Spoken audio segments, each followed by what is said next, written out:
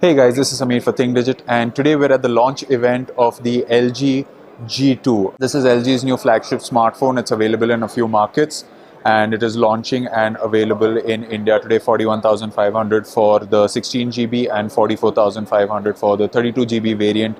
There is no expandable storage. Now let's start with the build and design. You can see we're using the white model. There is a black one available as well. It has a 5.2-inch full HD display on the front, and we've used the device for about 5 minutes now. The display looks really good.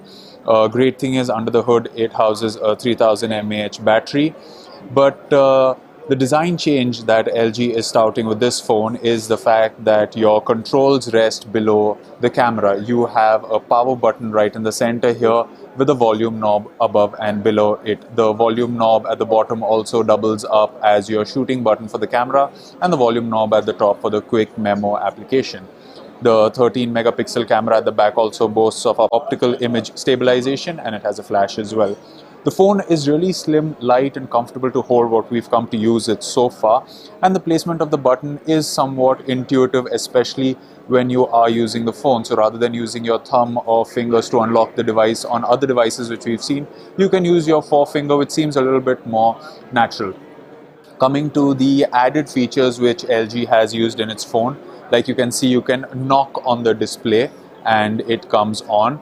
You have a few functionalities which the phone is touting, such as the knock-on mode, the rear camera, which of course has optical image stabilization, full HD video recording. You have something called as an audio zoom, which is if the source of audio is far away from you, it can still capture it. All these features are of course something that we're going to test in the review, but right now let's just run you through a few things. Now suppose if you are using the phone on your own, you just enter your normal passcode and you have access to the display and any other functionality that you want to perform on the smartphone. Now let's say you want to give the smartphone to someone else and don't want them to access a lot of your personal data. Well, you could set up a different passcode which would be known to the person, and they would access a very basic mode of the phone. As you can see, with the guest mode, you have access to quite a bit of just the basic information. There is no drop-down notification. You have access to the calendar, alarm clock, contacts, dictionary, the browser, and it's a fairly bare basics. If you want access to the phone completely, you will have to unlock it. This makes sure that at least your personal data is a lot more safer. Coming back to the user interface, it's quite similar to what we have seen on other LG smartphones. You have access to the multiple home screens, which is of course a trademark of Android. You have the drop-down notification, which gives you access to updates, your volume, brightness controls, a few queue sliding apps. We've seen these on a number of LG phones, right, starting from the 4X HD, which was launched quite some time ago. And you have of course the power controls such as your volume, data, Bluetooth, etc. out here. You also have access to the Quick Memos app, which gives you the ability to of course draw on the display and mark out things. You can either save it as an image or undo whatever you've done. This is basically a smaller version of the note-taking app that we've seen on the Galaxy Note series of devices from Samsung. Coming to the hardware under the hood of the device, it has the Qualcomm Snapdragon 800 2.2 GHz chipset along with 2 GB of RAM. There is no expandable option via micro SD card, so you're going to have to rely on the built-in storage or on cloud support if that's what you're used to. We don't have internet connectivity out here, otherwise we would have shown you the browsing capabilities.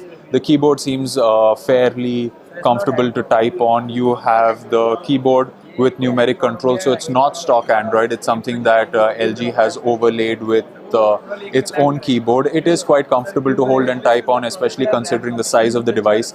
You have of course the edge-to-edge glass, which makes it a lot more comfortable to use.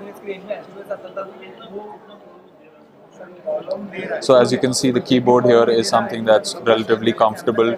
Coming to the other set of preloaded apps, you have the standard set of Android apps, nothing fancy in terms of preloaded utility apps. You do have a Polaris Viewer 5 and a smart world from LG, as well as a Play Game Store. So we're presuming this is sort of, oh, this takes you to the Google Play Store for apps. Coming to the settings, as you can see, it's slightly skinned. You don't get all the settings under one roof. You have them segregated into the networks, the sound, the display, and the general settings. So it's fairly good enough. If you've used any LG skin device in the past, you might feel right at home. One downside we do see to the device is that it launches with Android 4.2 Jelly Bean instead of 4.3, which is what we've seen on the Note 3. The price point also of the device is really quite expensive. We will give you a final verdict on what the smartphone is capable of once we've put it through its paces in our final review. Again, summing up the features, LG has changed the design with the button placement at the back. The power under the hood is incredible on paper, at least. LG has brought quite a slew of settings, such as the camera with optical image stabilization. Answer Me is another feature, which basically means that if you have your gloves on or your hands really aren't that free to answer the phone, you just lift the device and put it to your ear and the call is answered. This isn't something new. You've seen it on a bunch of smartphones before.